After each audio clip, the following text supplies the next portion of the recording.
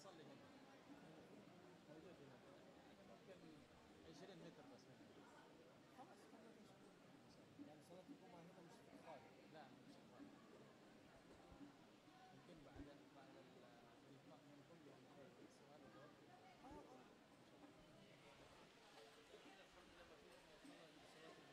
لا لا درس بعد العصر ولا بعد بعد الظهر ممكن الساعة 1:30 أو 2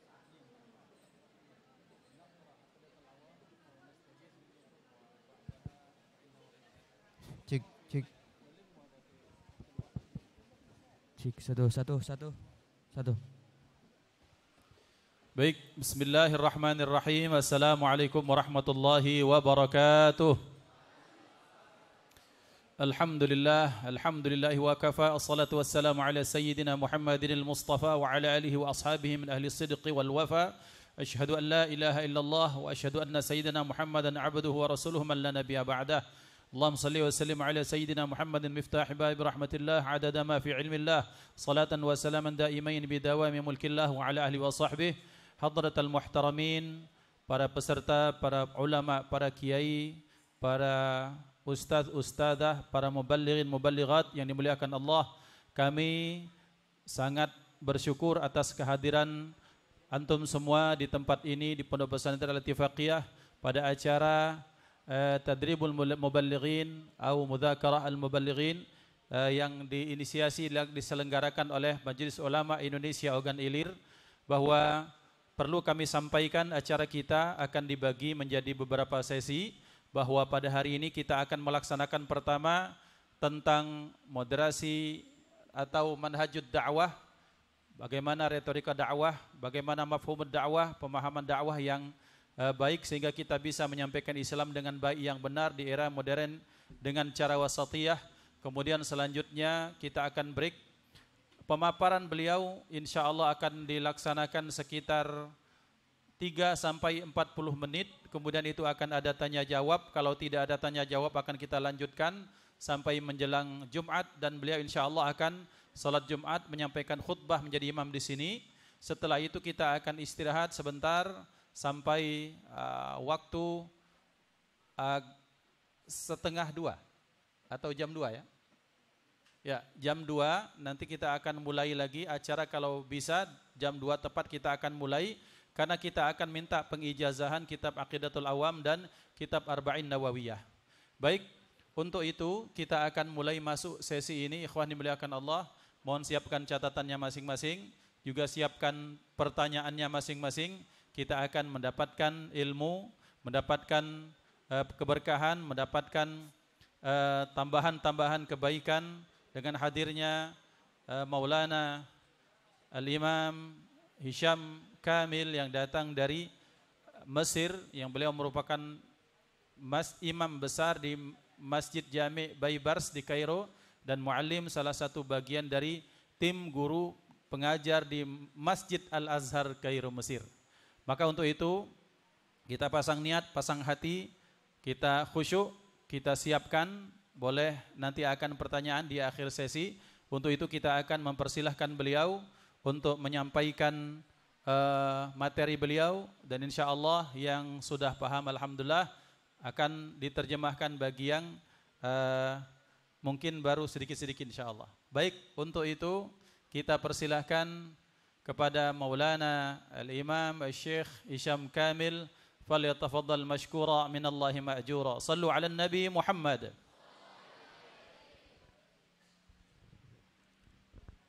أعوذ بالله من الشيطان الرجيم. بسم الله الرحمن الرحيم. الحمد لله رب العالمين، وصلاة وسلاما على سيدي أشرف المرسلين صلى الله عليه وعلى آله وصحبه أجمعين. الدعوة إلى الله هي أعظم وظيفة، فهي وظيفة الأنبياء والرسل، وكل رسول يدعو إلى الله مستخدما سلاحين، مبشرين ومنذرين، وهذه هي مهمة الدعاء، مبشرين للطائعين بالجنة ومنذرين للعاصين من العذاب والنار. Baik. Beliau menjelaskan bahwasanya sesungguhnya dakwah merupakan satu tugas yang paling penting, paling pokok, paling mulia yang Allah berikan kepada seluruh makhluknya, yang ketika beliau sampaikan bahwa tidak ada nabi dan rasul kecuali mereka adalah para pendakwah untuk jalan agama Allah Subhanahu wa taala. Maka beliau menyatakan bahwa setiap nabi dan rasul itu menyampaikan dakwah dari Allah Subhanahu wa taala dalam dua kondisi, baik mubasyirin atau mundirin, atau dalam bahasa kitanya mereka memberikan motivasi janji-janji baik tentang surganya Allah Subhanahu wa taala, atau memberikan peringatan tentang ancaman neraka dari Allah Subhanahu wa taala. وهذه الدعوة تحتاج إلى بعض الأساليب، وقد استخدم صلى الله عليه وسلم في دعوته بعض الأدوات كالترغيب والترهيب. الترغيب يحببك في الشيء، والترهيب يخوفك منه. ومن هنا كان مولانا الدردير رضي الله عنه وارضاه صاحب الخريدة، وليتكم تقرؤون الخريدة، فكتب العقيدة على الترتيب: عقيدة العوام لمولانا المرزوقي، ثم الخريدة البهية لمولانا الدردير المنتقل 1201، ثم جوهرة التوحيد لمولانا إبراهيم اللقاني المنتقل 1041 هجرية. هذه العقيدة قال مولانا الدردير: وغلب الخوف على الرجاء. فالرجاء الطمع في الرحمة ترغيب، والخوف من العذاب ترهيب. هذا حال المؤمن، يخاف من الله ويرجو رحمة الله. Beliau menjelaskan setiap dakwah itu pasti punya uslub atau gaya bahasa, gaya-gaya dalam berdakwah. Maka beliau menyatakan di antara sekian gaya dakwahnya Rasulullah sallallahu alaihi wasallam adalah menggunakan metode at-targhib wa tarhib. Pertama, at-targhib itu adalah untuk memotivasi kebaikan, tentang janji-janji baik, tentang pahala Allah Subhanahu wa taala. Sementara tarhib merupakan ancaman-ancaman dari Allah Subhanahu wa taala untuk menimbulkan rasa takut bagi orang jangan sampai melakukan kemaksiatan. Maka oleh karena itu beliau menyatakan, ada seorang syekh besar Maulana Ad-Dardir, beliau pengarang kitab Al-Kharidah, yang beliau merupakan seorang tokoh ulama dalam bidang akidah Islamiyah. Juga kita baca tentang kitab Aqidatul Awam, kemudian kitab Jauharatut Tauhid. Dalam kitab tersebut Maulana Ad-Dardir menyatakan bahwa ghallibil khaufa 'alal raja. Beliau menyatakan kuasakanlah atau kalahkanlah rasa takut itu dengan penuh harap kepada Allah Subhanahu wa taala. Artinya sebagai seorang hamba, maka agama ini harus dibangun dalam dua aspek. Aspek pertama, khauf, takut terhadap ancaman Allah Subhanahu wa taala. Kemudian yang kedua, kita harus berharap banyak kepada Allah Subhanahu wa taala. Maka ada antara dua konsep ini harus ada dalam diri seorang muballighin. Dia bisa memberikan targhib, dia juga harus menyampaikan tarhib. ومن خصائص دعوة الرسول صلى الله عليه وسلم أنها دعوة ربانية، أي من الله تعالى. فرسول الله عندما كان يتكلم كان يقول: من محمد بن عبد الله رسول الله، فكأنه يعطي رسالة: ما أنا إلا عبد، جئت من عند الله أبلغ رسالات الله. فصيغة أن يكون المسلم في دعوته رباني هذا أمر عظيم، يعطي للدعوة قدسية ويجعل السامع يتلقى الكلام بالقبول، فهذا ليس كلام البشر وإنما هو قول رب البشر: ادع إلى سبيل ربك.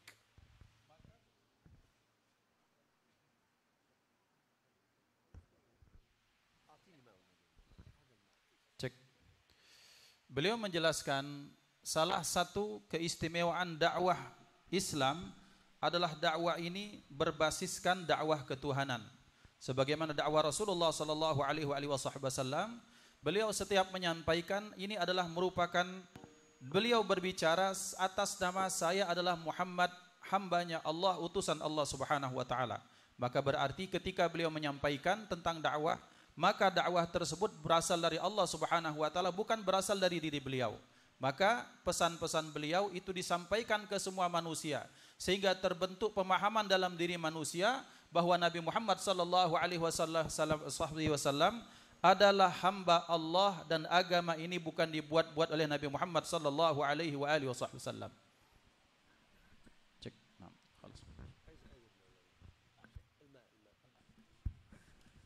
فهذه الخصيصة الأولى، وهي أن الدعوة ربانية أي من عند الله. كان مولانا الجنيد رضي الله عنه وارضاه إمام الطريق يقول: طريقنا الكتاب والسنة. ومن هنا على من يريد الدعوة فعليه أن يجمع ثلاثة أمور: المذهب الفقهي، والمذهب العقائدي عقيدة أهل السنة والجماعة، والمذهب في الطريق إلى الله. طريقنا في العقيدة، وطريقنا في الفقه، وطريقنا في السلوك إلى الله الكتاب والسنة. وكل العلوم خادمة للكتاب، والكتاب كلام الله القديم المعجز المنزل على سيدنا محمد صلى الله عليه وسلم بواسطة سيدنا جبريل المتحدى بأقصر صورة منه. Beliau menjelaskan bahwa ada seorang ulama besar, Al-Imam Junaid Al-Baghdadi, bahwa beliau menyatakan dalam kalam beliau yang sangat terkenal, tariquna al-kitab was sunnah, bahwa tariqah kita dalam berdakwah kepada Allah Subhanahu wa taala adalah jalan yang asasnya, dasarnya adalah berdasarkan Al-Quran dan Sunnah. Maka oleh karena itu beliau menyatakan seorang muballighin dan muballighat ketika beliau berdakwah, maka harus dibangun atas tiga perkara, tiga pondasi.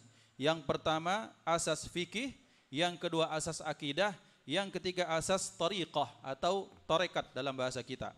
Maka beliau menyatakan dengan tiga hal tersebut, maka semestinya seitulah seorang hamba ketika bertabligh ke jalan Allah Subhanahu wa taala. Dan beliau menjelaskan bahwasanya sesungguhnya setiap ilmu yang ada di atas muka bumi ini merupakan khadimah, merupakan pendukung dari Al-Quran dan Sunnah. Maka wajiblah bagi seseorang yang ingin bertabligh, berdakwah, maka dia harus memegang tiga hal tersebut, baik itu berupa fikih maupun akidah maupun tasawuf atau tariqah. ثم الخصيصة الثانية أنها دعوة أخروية. ومعنى أخروية أي تزهد في الدنيا وترغب في الآخرة. فإذا قرأنا شيئا يقول الثواب. فمثلا قلة العمل وكثرة الثواب من خصائص الأمة، هذا نوع من أنواع الترغيب. من قال سبحان الله وبحمده 100 مرة إلا وغفر الله له الذنوب ولو كانت مثل زبد البحر أي الموج. من قال لا إله إلا الله وحده لا شريك له، له الملك وله الحمد وهو على كل شيء قدير 100 مرة، فقد جاء بأعظم الأعمال إلى الله في اليوم، ولم يأتي إلا واحد فعل أكثر منه. ومن صلى على رسول الله مرة صلى الله عليه وسلم صلى الله بها 10. ومن قرأ الإخلاص 3 مرات قرأ القرآن كله. كل هذه الأعمال الصالحة مقترنة بالأجر والثواب، لأن الدعوة دعوة أخروية. Keistimewaan yang ketiga, beliau menyampaikan bahwasanya keistimewaan dakwah kita adalah dakwah berbasis akhirat.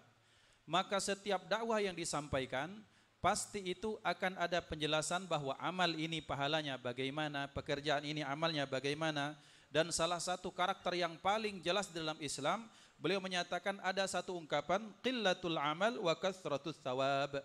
Artinya amalnya sedikit tetapi balasannya banyak di sisi Allah Subhanahu wa taala.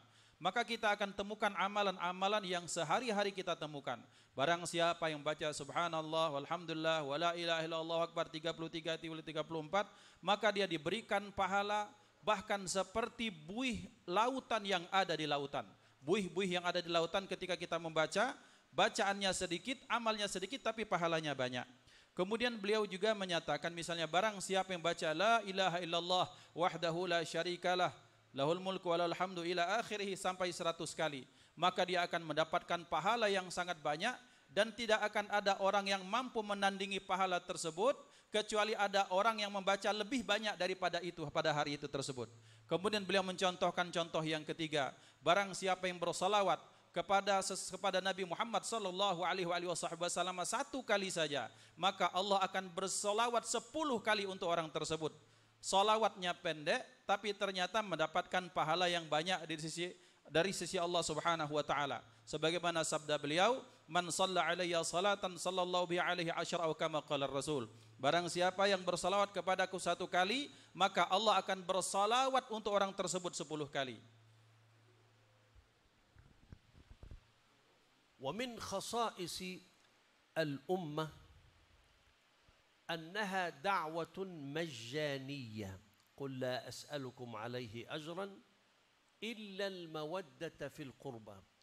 رسول الله صلى الله عليه وسلم أخرج من بيته من أجل الدعوة وسفهت أحلامه. أصعب الابتلاءات أن يقال للعاقل أنه مجنون، فقد قال الكثير من كفار مكة وغيرها أن الرسول صلى الله عليه وسلم فقد عقله وذهب يدعو إلى الطائف فأغروا به الصبيان حيث رموه بالحجارة، وابتلي بأن حبس في شعب بني هاشم 3 أعوام كانوا يأكلون أوراق الأشجار، وابتلي صلى الله عليه وسلم بأن أخرج من مكة وذهب إلى المدينة سرا، وكان الطريق من مكة إلى المدينة في 3 أيام.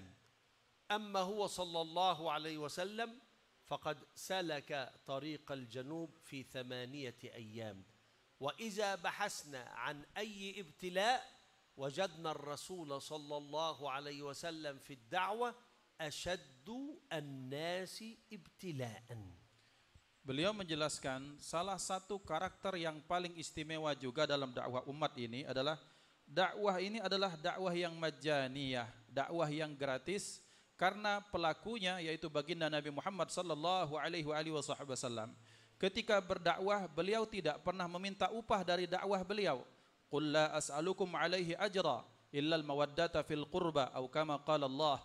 Bahwa ketika beliau menyampaikan, katakanlah wahai Muhammad, aku tak meminta balasan dari dakwah yang kusampaikan kepada kalian, kecuali kalaupun satu kalau boleh request kata Rasulullah, maka berlaku lemah lembutlah kepada keluarga besarku kata Rasulullah. Ini menunjukkan bahwa Rasulullah tidak pernah minta uang, minta balasan, minta upah dari dakwah yang disampaikan. Tetapi ternyata berbarengan dengan hal tersebut, sekalipun ini dakwah yang gratis dari Rasulullah, tapi ternyata penderitaan yang beliau temui untuk berdakwah ini amat sangat luar biasa. Beliau mendapatkan tekanan, beliau mendapatkan persekusi, beliau mendapatkan intimidasi, bahkan beliau mendapatkan celaan, cercaan dari orang-orang banyak. Sebagaimana kita bisa baca dalam sejarah, tidak sedikit bahwa ketika beliau dituduh oleh kaumnya, keluarganya sendiri sebagai orang yang majnun, bahwa orang yang telah faqadal aql, artinya beliau telah kehilangan akal sehatnya.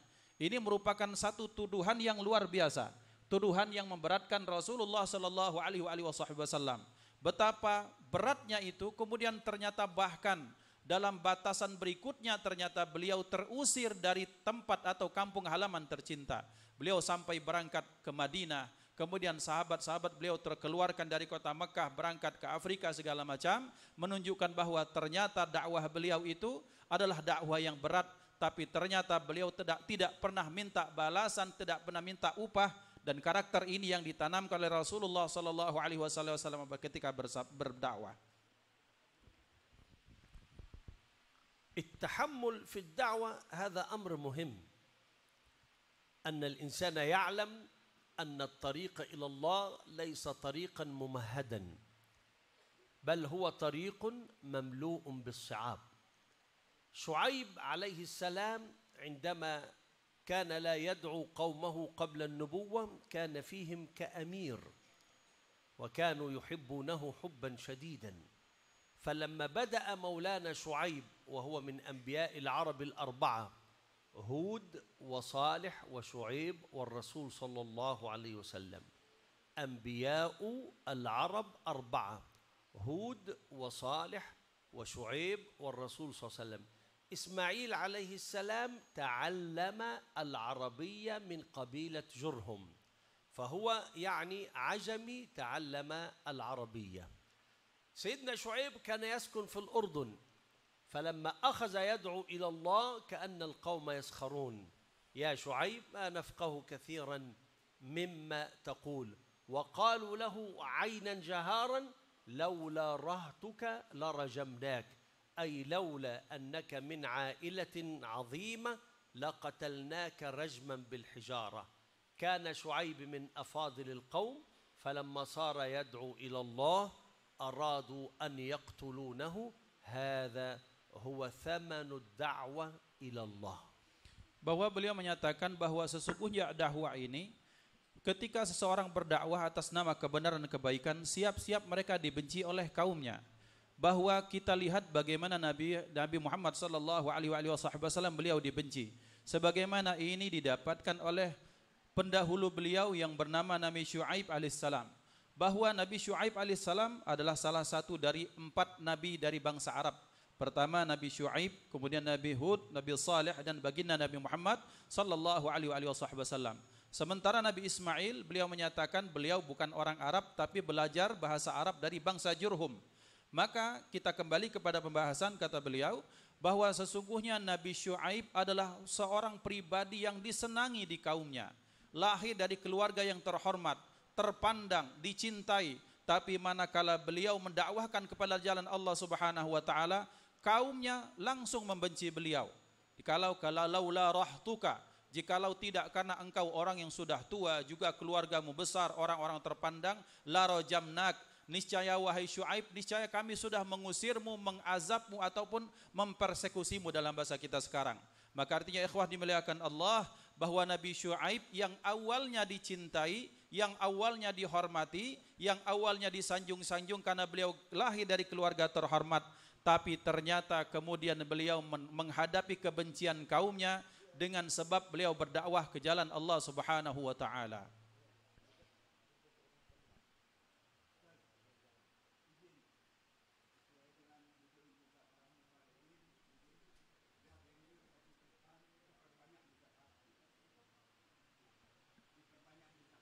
Muzakarah artinya tanya jawab.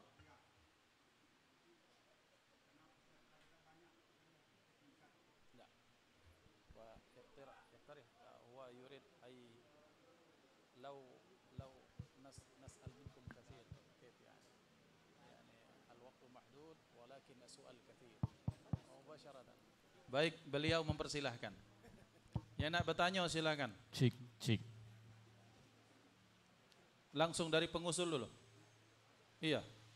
Biasanya ayam yang betelok tuh yang beketik itu yang betelok. Diaturi.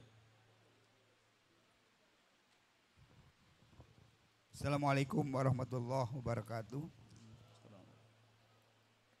Saya nama Gusti Muhammad Ali Burai dari Majelis Silaturahmi Dakwah Islam Ogan Ilir. Mohon maaf karena tadi saya mengusul karena kepengen betul gitu ada komunikasi langsung dengan Ustaz Syekh Hisam Hamid Musa. Kami telah banyak menerima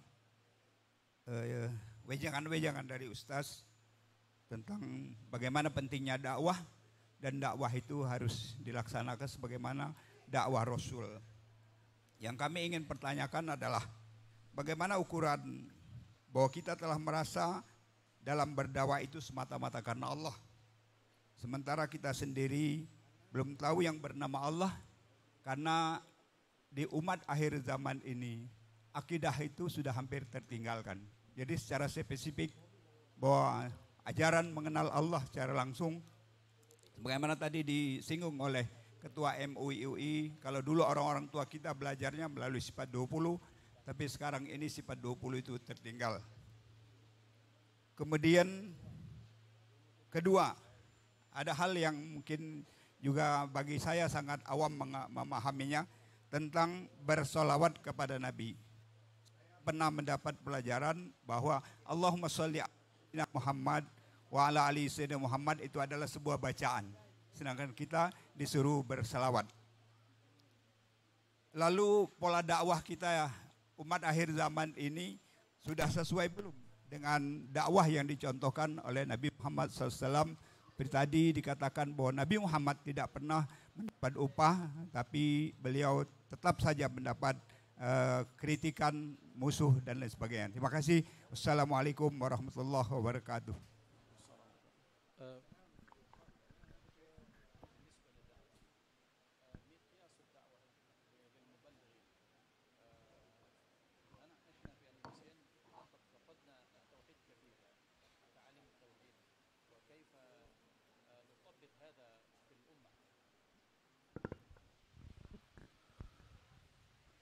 التوحيد اللي هو علم العقيدة نستطيع أن نعلمه للناس من خلال القرآن، لأن الناس تحب القرآن.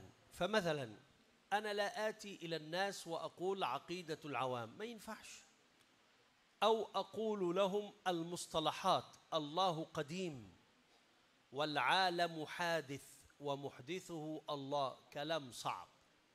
ومن هنا الإمام الغزالي أبو حامد يقول في كتاب بداية الهداية كلام عظيم قوي: خاطبوا الناس بما يفهمون من غير بلاغة ومن غير كلام صعب، ثم نبلغ الناس بطريقة مختصرة، فالناس يحبون الاختصار.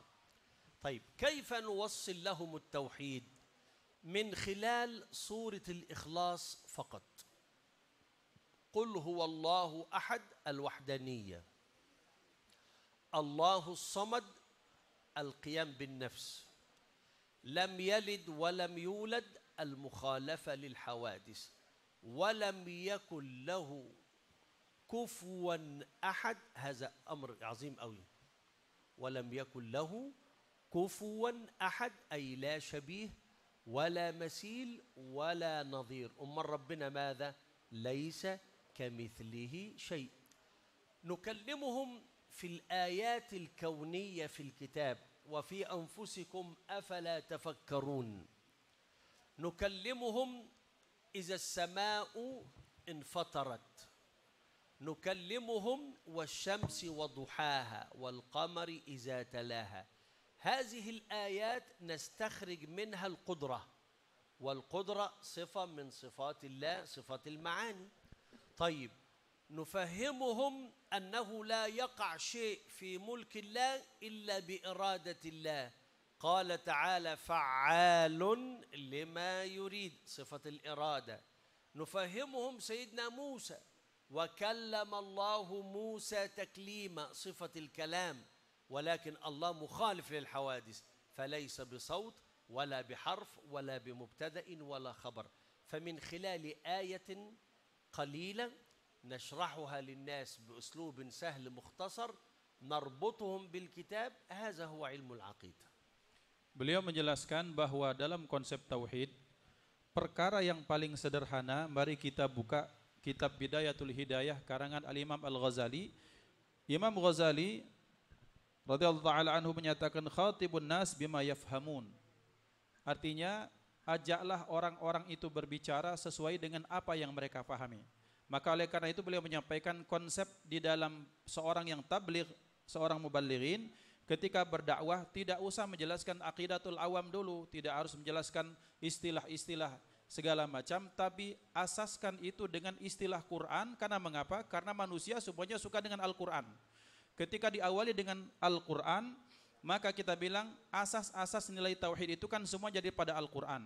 Maka kita kenalkan ayat-ayat bahwa Allah Subhanahu wa taala dalam surah yang paling kita hafal, misalnya surah Al-Ikhlas.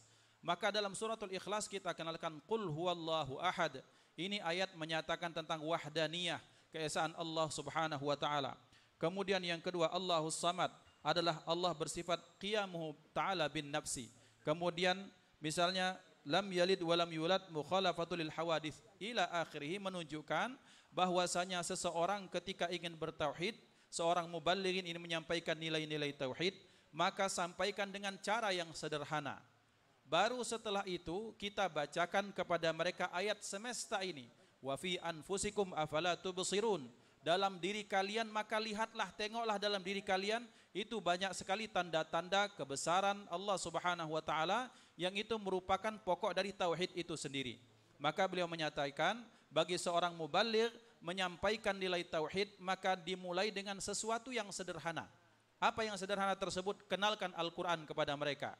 Ketika kita mengenalkan Quran kepada mereka, maka otomatis ayat yang kita baca itu akan ada nilai-nilai tauhidnya. Baru setelah itu kita kenalkan, setelah jauh panjang baru dengan istilah-istilah tauhid yang selama itu kita kenal. Intinya beliau ingin menyampaikan satu pesan bahwa Islam itu harus dimulai dengan nilai yang mudah.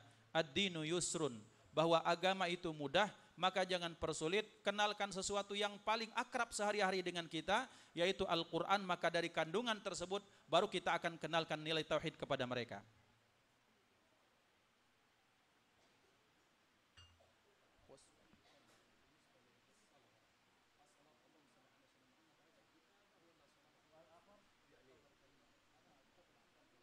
Persoalan-soalan yang kedua apa maksudnya, Pak?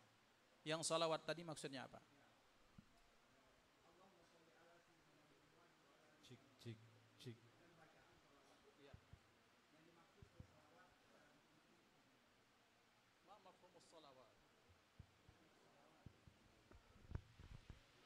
معنى الصلاة والسلام. الصلاة هنا لغة، أي الدعاء بخير.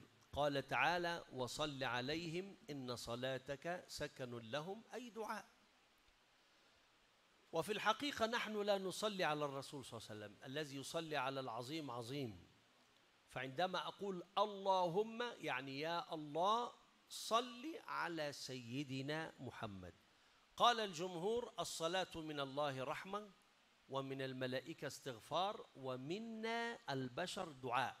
عشان كده اللهم يا الله صل على سيدنا محمد. وأول من صلى عليه الله، إن الله وملائكته يصلون على النبي صلى الله عليه وسلم. أركان الصلاة على النبي 3: الصلاة والسلام والآل. فصلاة من غير سلام مكروهة، وصلاة من غير صلاة يعني سلام فقط عليه السلام مكروه، وصلوا سلام من غير آل بطراء أي ليس فيها بركة. حكم الصلاة على رسول الله صلى الله عليه وسلم في التشهد الأول سنة أبعاد، من فعلها أخذ الثواب، ومن لم يفعلها لا يعيد، ويسجد سجدتين سهو بعد التشهد وقبل السلام. حكم سجود السهو سنة. حكم الصلاة على الرسول صلى الله عليه وسلم في التشهد الأخير واجب وركن من أركان الصلاة، من فعلها الحمد لله، ومن لم يفعلها الصلاة باطلة. حكم الصلاة والسلام على رسول الله صلى الله عليه وسلم خارج الصلاة مستحبة. فضلها بخيل من سمع اسمي ولم يصلي علي. بخيل من سمع اسمي ولم يصلي علي. Beliau menjelaskan bahwa salawat itu kalau dari aspek bahasa as-salatu ad-du'a bil khair, yaitu mendoakan yang kebaikan. Sementara ketika kita membaca salawat, maka ini beliau menyatakan bagaimana hakikat salawat. Beliau menyatakan al-musalli 'alal 'azim 'azim, bahwa hakikat yang bersalawat itu adalah Allah Subhanahu wa taala. Kita hanya meminta kepada Allah untuk disampaikan salawat dan salam kita kepada hadratul Rasul sallallahu alaihi wasallam. Beliau kemudian menjelaskan salawat itu dibagi kepada 3. Jikalau salawat itu dari Allah Subhanahu wa taala, maka maknanya rahmat atau kasih sayang. Kemudian ketika salawat itu dari para malaikat, namanya istighfar, permohonan ampun. Kemudian kalau salawat itu dari kita, itu maknanya doa. Maka kita meminta kepada Allah supaya salawat dan salam kita disampaikan kepada hadratul Rasul sallallahu alaihi wasallam. Kemudian beliau menjelaskan rukun salawat itu ada 3. Pertama, bentuk kata salawatnya, mengucapkan Allahumma salli atau shalla. Kemudian yang kedua salam. Yang ketiga menyertakan kata keluarga di situ. Jadi beliau menyatakan salawat tanpa salam hukumnya makruh. Salawat salam tanpa menyertakan keluarga namanya batra atau terputus. Jadi salawat itu salawat yang terputus, potong bahasa kita. Maka sabda beliau menjelaskan maka salawat itu harus disertakan kata-kata salawat dan salam dan menyertakan keluarga baginda Nabi Muhammad sallallahu alaihi wasallam. Kemudian beliau menjelaskan apa hukum salawat. Hukum salawat ketika dalam tasyahud yang pertama, hukumnya itu adalah sunnah ab'ad. Ketika seseorang lupa, maka dia disyariatkan untuk sujud sahwi. Kemudian 2 kali. Kemudian bagaimana hukum tasyahud ketika tasyahud yang akhir, tahiyat akhir, maka hukumnya wajib. Maka ketika seorang tidak melaksanakannya, maka dia salatnya menjadi batal. Kemudian hukum salawat ketika seseorang di luar salat seperti kita sekarang, maka amat sangat dicintai, amat sangat bagus. Yang cukuplah menjadi satu ancaman, beliau menyatakan bahwa cukuplah dianggap menjadi orang bakhil manakala disebutkan namaku sabda Rasulullah sallallahu alaihi wasallam, maka orang tersebut tidak atau enggan atau tidak mau bersalawat kepada beliau. Baik, ada soal yang berikutnya, silakan. Boleh pakai mic? Ustaz, cek, bismillah. Atau langsung aja kalau kedengaran.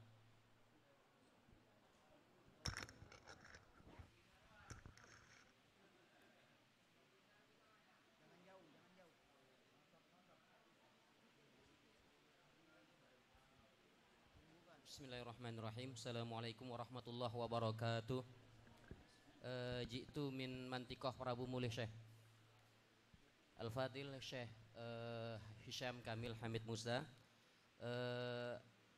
As'al qalilan tab'an lil anbiya wal mursalin kasratul ibtila kama kana Rasulullah sallallahu alaihi wasallam wa sami'tu al-qaul as-salih atau ad-da'i kasratul a'da, as-salih kasratul ashab, wal muslih atau ad-da'i kasratul a'da.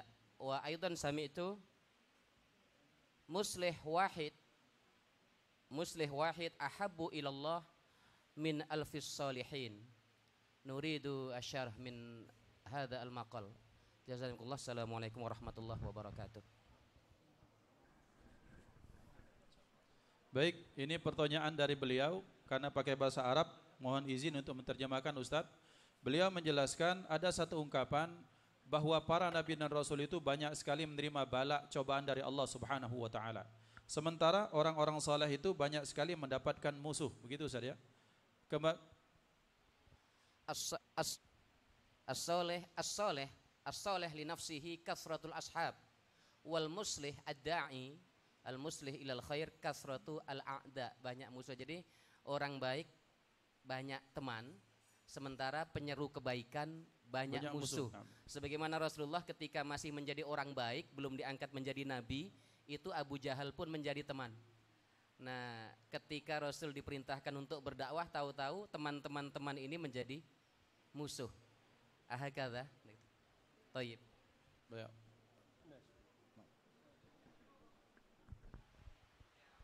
في مثال يقال كثيرا في مصر: من يعمل كثير يخطئ كثير يعاقب ويحاسب كثير،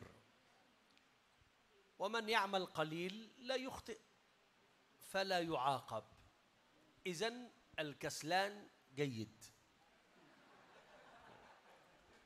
لا يخطئ، لا يخطئ.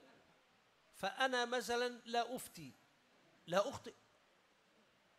طيب لا يصلي، كيف يأتيه الشيطان في وسوسة الوضوء والصلاة؟ ما فيش. أنا عندي شيطان في الوضوء اسمه ولهان. أنت عملت مرة، أنت عملت اتنين، أنت لا تنسى الشعر، اسمه ولهان، يأتي في الوضوء فقط. في شيطان يأتي في الصلاة اسمه خنزب. خنزب، خنزب يأتي في الصلاة، أنت صليت ركعة، أنت صليت ركعتين، قرأت الفاتحة، لم تقرأ الفاتحة، إنسان لا يصلي هو في أمان، لا يأتيه ولهان ولا يأتيه خنزب.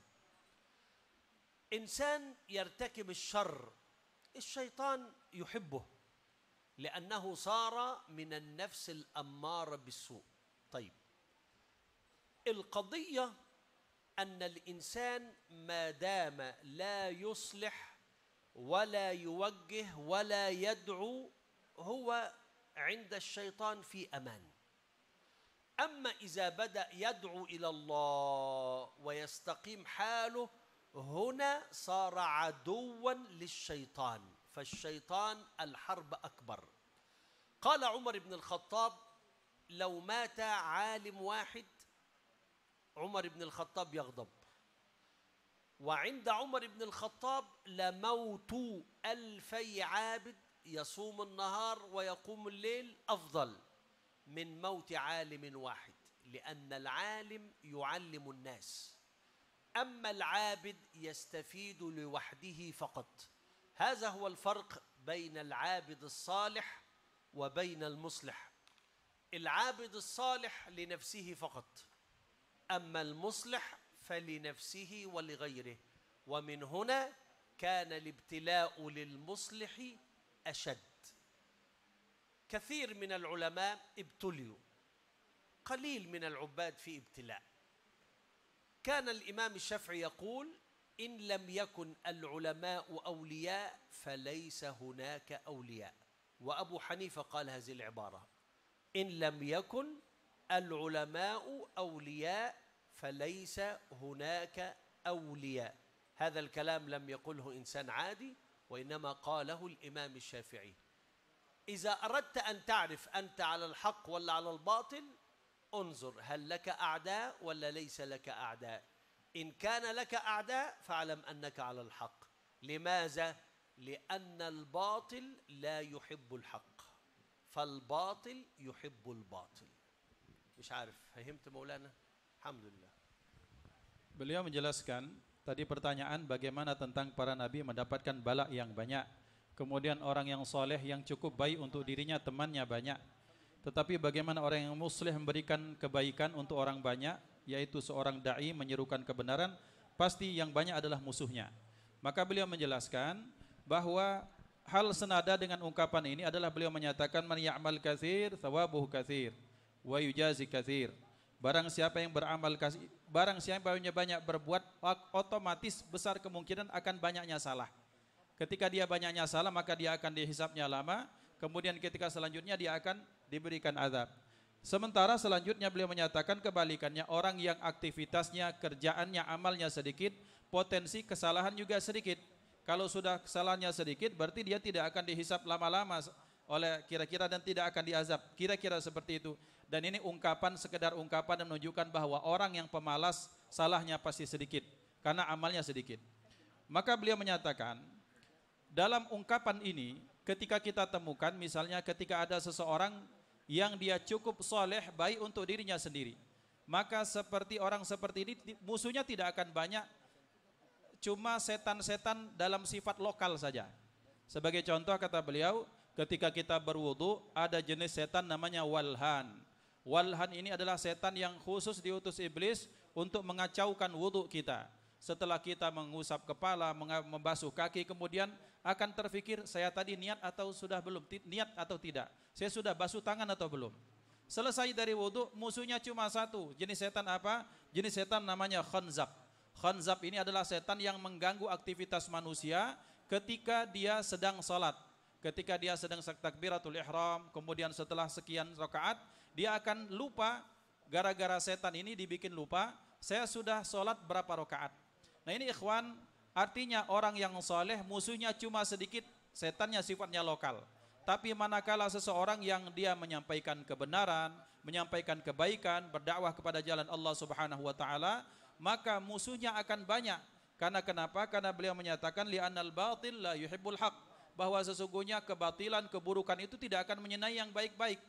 Maka pasti kebatilan itu, kesalahan, keburukan akan menyenangi yang serupa, yaitu keburukan yang sama. Maka kata beliau, standarnya sebagai bentuk cara kita melihat, mengevaluasi diri, kira-kira kita ini sudah menjadi muslim atau belum, lihat musuh kita.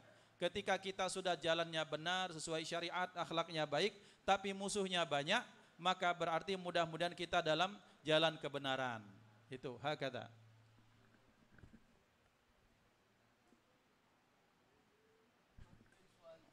Ada soal lagi? Tadi yang di belakang? Silahkan. Boleh maju untuk ambil mic.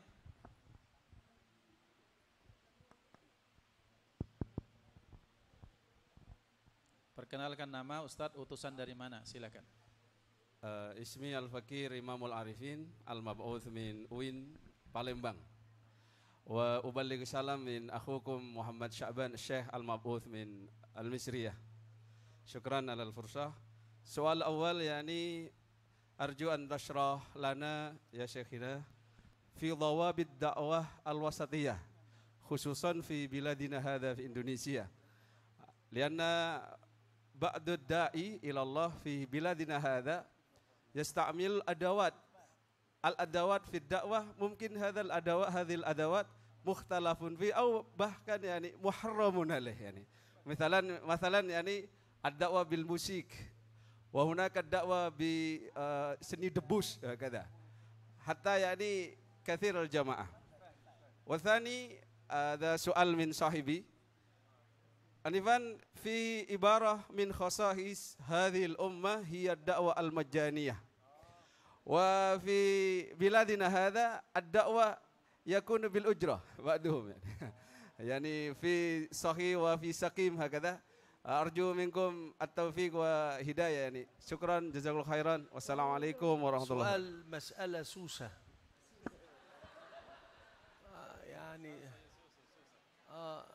يعني استغفر الله العظيم يعني سؤال تاء بقوس ترجم لهم. Baik, soalnya tak bagus kata beliau, susah. Baik, yang pertama tadi akhina dari Raden Fattah itu menjelaskan, pertama menyampaikan salam dari Syekh Muhammad Sya'ban yang datang dari Mesir, juga Wafd Azhari. Yang kedua beliau bertanya tentang dawabit dakwah wasatiyah, tentang komponen poin-poin penting dalam dakwah secara moderat. Karena kita jujur kita temui bahwa di Indonesia, di negara kita ini, dakwahnya itu kan bermacam-macam. Nah, standar bahwa dakwah tersebut disebut sebagai dakwah yang moderat itu seperti apa? Karena beliau bertanya, ada dakwah dengan musik, ada dakwah dengan debus, ada dakwah dengan yang macam-macam, maka standar dakwah-dakwah disebut sebagai dakwah yang moderat itu seperti apa? Ya. Kemudian yang kedua tadi apa Syekh? Dakwah bil ujrah. Bil taksi yani. Ujrah fi Misr taksi. Fadhal Syekh. السؤال الأول الدعوة بالموسيقى والدعوة بالأشياء الحديثة. أولا الدعوة لها قواعد أساسية، أما الفروع تختلف. كان في الماضي البخاري يجلس ويقول قال رسول الله من غير شرح.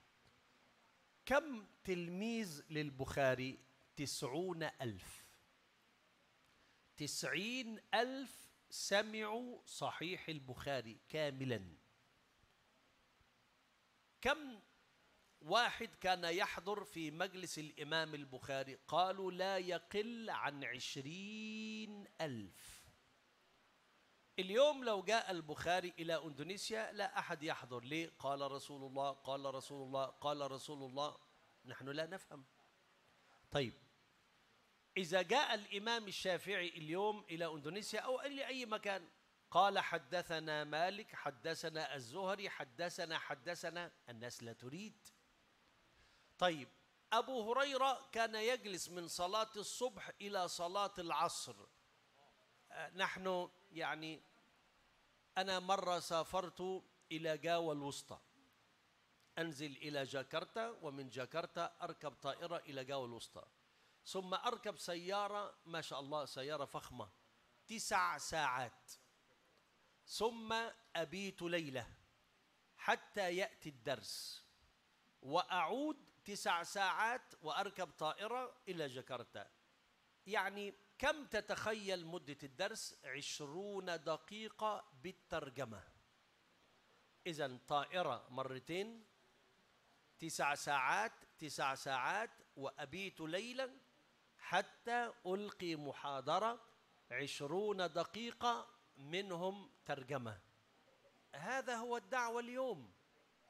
لكن لو نجلس شهر نتكلم لا أحد يحضر. طيب وسائل الدعوة لا تختلف في كل مكان كأساسيات. 1، خاطب الناس في أمورهم الحياتية. الناس لا تحسن الوضوء، كيف نكلمهم عن أحكام القتل؟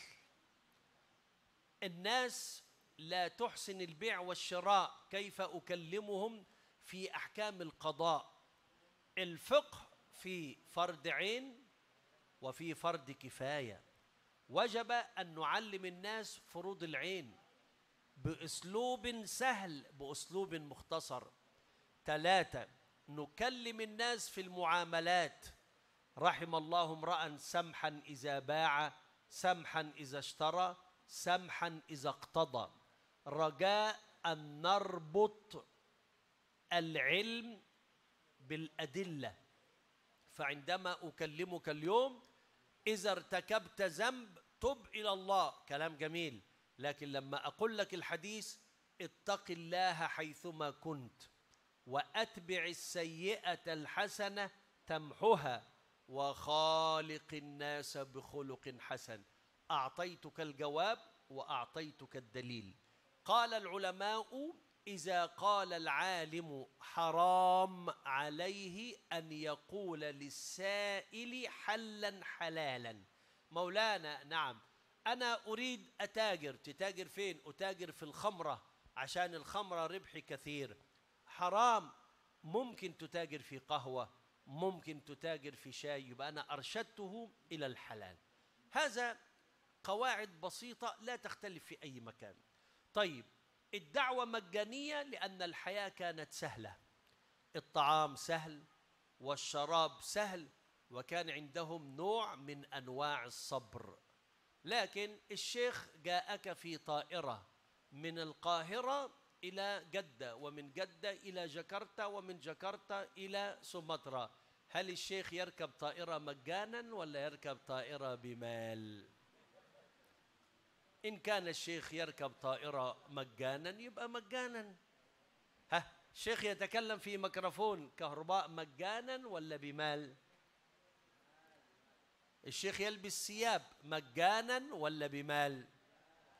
الشيخ سيأكل ناسي أيام، ناسي دجين، ناسي إيكان، بمال ولا مكان فري؟ مكان فري ولا مكان بمال؟ عشان كده قال العلماء أهل العلم لا يأخذون مالا للعلم، ولكن يأخذون مالا لحبس الوقت. أنت تعمل مدرس في معهد تتقاضى 1,000,000 روبية، لو لم تتقاضى مال من الممكن في الصباح تذهب إلى أي مكان، ولكن حتى تحبس من الصباح إلى الظهر في معهد مثلا العلوم أو معهد الخيرات أو معهد التقوى، فلا بد أن تأخذ مالا لحبس الوقت وليس مالا للعلم. Beliau menjelaskan terhadap jawaban dari pertanyaan yang kedua, bagaimana tentang wasailid dakwah dan bagaimana dakwah yang gratis tadi. Beliau menjelaskan seperti ini. Yang pertama, beliau ketika zaman dahulu Imam Bukhari ketika menjelaskan, ketika beliau duduk, beliau menjelaskan karena Nabi sallallahu alaihi wasallam, qala Nabi sallallahu alaihi wasallam, beliau menjelaskan hadis yang ketika beliau duduk bahkan sampai pada batasan puluhan, ratusan, ribuan manusia duduk untuk mendengarkan hadis. Zaman itu kemudian Al-Imam Asy-Syafi'i radhiyallahu taala anhu ketika menjelaskan akhbarana Al-Laits, akhbarana Imam Zuhair, akhbarana misalnya Al-Imam Malik dan lain sebagainya. Maka beliau menjelaskan itu pada zamannya yang jikalau Imam Bukhari ternyata hadir di Indonesia hari ini, di pondok ini, mungkin yang hadir mungkin 10, 5 orang saja, karena tidak menarik. Kemudian Imam Syafi'i duduk, kemudian menjelaskan banyak hal tentang hukum, maka itu pasti tidak akan menarik. Karena mengapa? Karena tidak sesuai dengan zamannya. Maka kata beliau menyatakan seperti ini, sesungguhnya dakwah itu punya qawaid asasiyah, punya uslub, punya gaya disesuaikan. Karena kata beliau, saya ambil kesimpulan saja salah satunya karena keterbatasan waktu, bahwa beliau menjelaskan khatibin nas fi hayatihimul yaumiyah, bahwa apa yang menjadi kebutuhan manusia maka itulah yang dijelaskan, dan menjelaskannya dalam bahasa yang lugas tanpa harus menuduh mereka atau membuat mereka terpuruk. Ketika misalnya dalam satu ungkapan misalnya, wahai manusia, taubatlah kamu kepada Allah Subhanahu wa taala. Tidak seperti itu. Tapi dinyatakan dalil ittaqillah haitsu ma kunta wa atbi'i sayyatal hasanata tamha wa khaliqin nas bi khuluqin hasanin. Artinya apa? Bahwa ketika menjelaskan sesuatu, berikan jawaban yang lugas, tegas, tapi tanpa harus menyinggung, tapi dengan dalil sekalian. Kemudian tentang bagaimana seorang dai itu apa harus dibayar atau tidak. Kata beliau misalnya seorang guru.